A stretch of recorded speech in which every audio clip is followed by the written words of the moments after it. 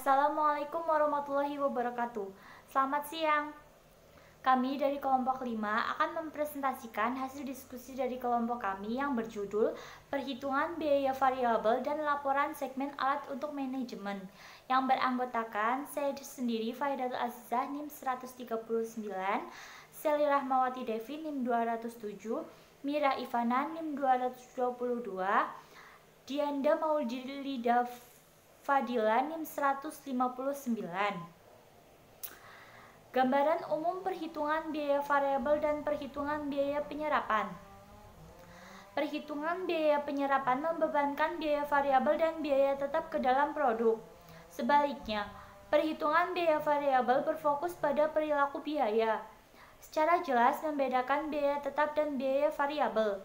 Salah satu keunggulan perhitungan biaya variabel adalah keharmonisan dan pendekatan kontribusi dan konsep biaya volume laba. Perhitungan biaya penyerapan. Perhitungan biaya penyerapan memperlakukan semua biaya produksi sebagai biaya produk, tanpa membedakan apakah biaya itu variabel atau tetap. Dengan demikian, biaya produk per unit terdiri atas bahan langsung, tenaga kerja langsung, dan overhead pabrik variabel dan tetap. Jadi perhitungannya, biaya penyerapan mengalokasikan sebagai dari biaya overhead pabrik tetap ke dalam unit produk bersama dengan biaya overhead variabel. Metode ini sering disebut metode biaya penuh.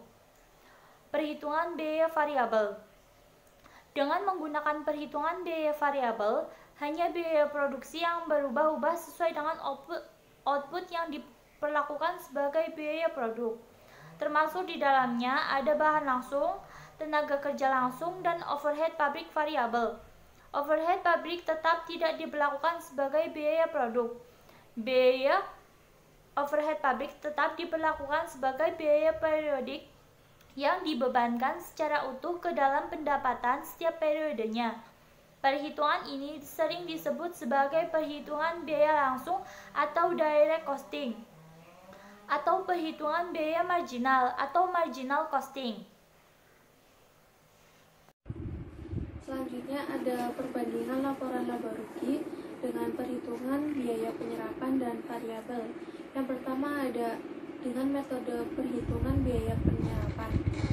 Jika persediaan meningkat, maka beberapa biaya produksi tetap dalam periode berjalan tidak tampak dalam laporan laba rugi sebagai bagian harga pokok penjualan. Yang kedua, dengan metode perhitungan biaya variabel. Seluruh biaya overhead tetap diperlakukan sebagai beban periode berjalan. Yang ketiga, persediaan akhir dalam metode perhitungan biaya variabel lebih rendah dibanding perhitungan biaya penyerapan. Alasannya adalah dalam perhitungan biaya variabel hanya biaya produksi variabel yang dibebankan ke unit produk dan dengan demikian dimasukkan dalam persediaan. Yang keempat, ada laporan laba rugi perhitungan biaya penyerapan. Tidak membedakan antara biaya tetap dan variabel, sehingga metode ini tidak cocok untuk perhitungan biaya volume laba yang penting untuk perencanaan dan pengendalian yang baik. Yang kelima, pendekatan perhitungan biaya variabel untuk menentukan biaya produksi per unit sesuai dengan pendekatan kontribusi, karena kedua konsep tersebut mengklasifikasikan biaya berdasarkan perilaku. Perbandingan menyeluruh data pendapatan. Yang pertama, ketika produksi dan penjualan sama, laba bersih operasional akan sama secara umum baik menggunakan perhitungan biaya penyerapan dan perhitungan biaya variabel. Yang kedua, ketika produksi melebihi penjualan, laba bersih operasional yang dilaporkan dengan menggunakan perhitungan biaya penyerapan pada umumnya akan lebih besar dan laba bersih operasional yang dilaporkan dengan perhitungan biaya variabel. Karena dengan perhitungan biaya penyerapan, sebagian dari biaya overhead pabrik tetap untuk periode berjalan ditangguhkan di dalam persediaan. Yang ketiga, ketika penjualan di bawah persediaan, laba bersih operasional yang dilaporkan dengan menggunakan perhitungan biaya variabel pada umumnya akan lebih besar dari laba bersih operasional yang dilaporkan dengan perhitungan biaya penyerapan. Karena persediaan menurun dan biaya overhead pabrik tetap yang sebelumnya ditangguhkan di dalam persediaan dengan perhitungan biaya penyerapan sekarang dikeluarkan dan dibebankan terhadap pendapatan. Yang keempat, dalam jangka panjang, laba bersih operasional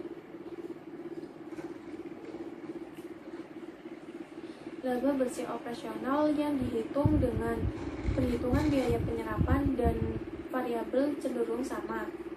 Selanjutnya, pengaruh perubahan produksi terhadap laba bersih operasi. Laba bersih operasional dalam perhitungan variabel tidak dipengaruhi oleh perubahan dalam produksi dengan perhitungan biaya variabel. Laba bersih operasional dalam perhitungan penyerapan dipengaruhi oleh perubahan dalam produksi dengan perhitungan biaya penyerapan.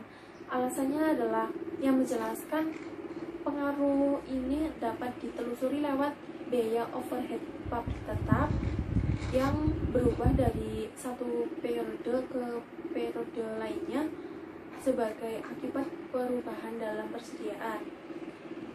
Lalu ada memilih metode perhitungan biaya. Penentang perhitungan biaya penyerapan berpendapat bahwa perubahan biaya overhead pabrik tetap antar periode dapat membingungkan dan menyesatkan atau bahkan mengakibatkan pengambilan keputusan yang salah. Untuk menghindari kesalahan dalam penggunaan perhitungan biaya penyerapan, pembaca laporan keuangan harus tanggap terhadap perubahan tingkat persediaan dengan menghitung perhitungan biaya penyerapan. Jika persediaan meningkat, biaya overhead pabrik tetap dapat ditangguhkan pada persediaan dan laba bersih operasional meningkat. Jika persediaan menurun, laba bersih operasional akan dikeluarkan dari persediaan dan laba bersih operasional akan tertekan. Jadi bila perhitungan biaya penyerapan digunakan, fluktuasi dalam laba bersih operasi dapat disebabkan oleh perubahan persediaan, bukan karena perubahan dalam penjualan. Analisis biaya volume, laba, dan perhitungan biaya penyerapan. Perhitungan biaya penyerapan banyak digunakan dalam laporan internal dan eksternal. Banyak perusahaan menggunakan pendekatan perhitungan biaya penyerapan karena pendekatan tersebut fokus terhadap perhitungan biaya penuh atau full costing unit produksi. Kelemahan dari metode ini adalah ketidakmampuannya menghubungkan dengan analisis biaya volume laba dengan menangguhkan biaya overhead pabrik tetap dalam persediaan laporan. Laba rugi menunjukkan laba meskipun sesungguhnya perusahaan hanya mencapai tidak impas. Perhitungan biaya penyerapan juga menyulitkan analisis biaya volume laba yang mengasumsikan penggunaan perhitungan biaya variabel. Selanjutnya, pembuatan keputusan. Kesalahan persepsi bahwa biaya produksi per unit dengan perhitungan biaya penyerapan dapat mengakibatkan munculnya masalah manajerial, termasuk keputusan penentuan harga dan keputusan untuk menghentikan produksi produk tertentu yang sesungguhnya menguntungkan. Masalah ini akan didiskusikan secara mendalam dalam bab lain. Selanjutnya, laporan eksternal dan pajak penghasilan. Meskipun perusahaan diwajibkan untuk menyusun laporan laba rugi dengan perhitungan biaya penyerapan, manajer dapat menggunakan perhitungan biaya variabel untuk kepentingan internal. Tidak ada masalah akuntansi yang dihadapi dengan penggunaan kedua metode tersebut. Perhitungan biaya variabel untuk keperluan internal, sedangkan perhitungan biaya penyerapan untuk keperluan eksternal. Eksekutif puncak biasanya selalu melakukan evaluasi berdasarkan data laporan eksternal yang disiapkan untuk para pemegang saham. Sangat sulit bagi manajer untuk mengambil keputusan yang didasarkan pada perhitungan biaya variabel karena dia melakukan evaluasi berdasarkan laporan dengan metode perhitungan biaya penyerapan. Keputusan harus juga didasarkan pada adat perhitungan biaya penyerapan.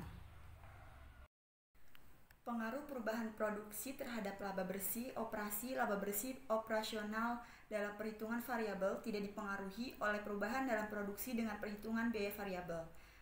Laba bersih operasional dalam perhitungan penyerapan dipengaruhi oleh perubahan dalam produksi dengan perhitungan biaya penyerapan. Alasan yang menjelaskan pengaruh ini dapat ditelusuri lewat biaya overhead pabrik tetap yang berubah dari satu periode ke periode lainnya sebagai akibat perubahan dalam persediaan. Yang kedua, memilih metode perhitungan biaya.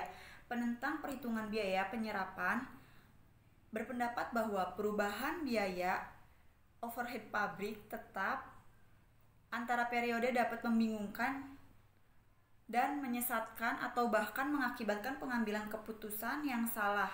Untuk menghindari kesalahan dalam penggunaan perhitungan biaya penyerapan, pembaca laporan keuangan harus tanggap terhadap perubahan tingkat persediaan. Dengan menghitung perhitungan biaya penyerapan, jika persediaan meningkat, biaya overhead pabrik tetap dapat ditangguhkan pada persediaan dan laba bersih operasional meningkat. Jika persediaan menurun, laba bersih operasional akan dikeluarkan dari persediaan dan laba bersih operasional akan tertekan. Jadi, bila perhitungan biaya penyerapan digunakan, fluktuasi dalam laba bersih operasional dapat disebabkan oleh perubahan persediaan, bukan karena perubahan dalam penjualan. Faktor penilaian kinerja ada 3 dimensi. Yang pertama itu tingkat kedisiplinan karyawan sebagai bentuk pemenuhan kebutuhan organisasi untuk menahan orang-orang di dalam organisasi yang dijabarkan dalam penilaian terhadap ketidakhadiran, keterlambatan, dan lama waktu kerja. Terus yang kedua itu ada tingkat kemampuan karyawan untuk memenuhi kebutuhan organisasi agar memperoleh hasil penyelesaian tugas, keterandalan baik dari sisi kuantitas maupun kualitas.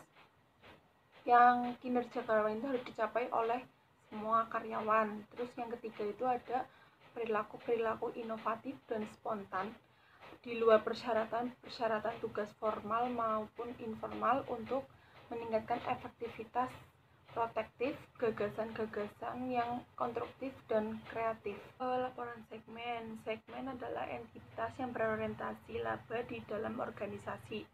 Laporan segmen mampu menyediakan informasi yang berharga mengenai berbagai biaya yang dapat dikendalikan oleh manajer segmen. Biaya yang dapat dikendalikan dalam biaya yang dapat dipengaruhi oleh manajer. Laporan laba rugi segmen menggunakan kalkulasi biaya variabel, memiliki satu keistimewaan di samping laporan laba rugi, kalkulasi biaya variabel. Yang telah disajikan sebelumnya, beban tetap dipecah menjadi dua, yaitu beban tetap langsung dan beban tetap umum. Perhitungan biaya variabel dan dua teori kendala.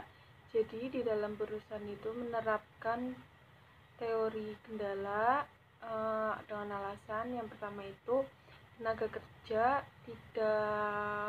langsung itu tidak mesti menjadi kendala. Sebagai contoh sederhana, kendala yang ringan itu seperti mesin. Untuk kendala lebih lanjutnya itu adalah kebijakan.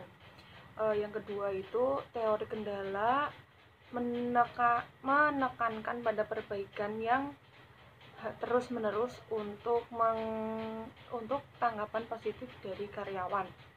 Perbaikan yang berkelanjutan tersebut mustahil terlaksana. Dengan adanya dua teori kendala ini, kebanyakan manajer perusahaan yang dengan menerapkan teori ini menganggap bahwa tenaga kerja langsung sebagai committed fixed cost, bukannya variable cost. Terima kasih. Sekian presentasi dari kelompok kami. Kurang lebihnya mohon maaf.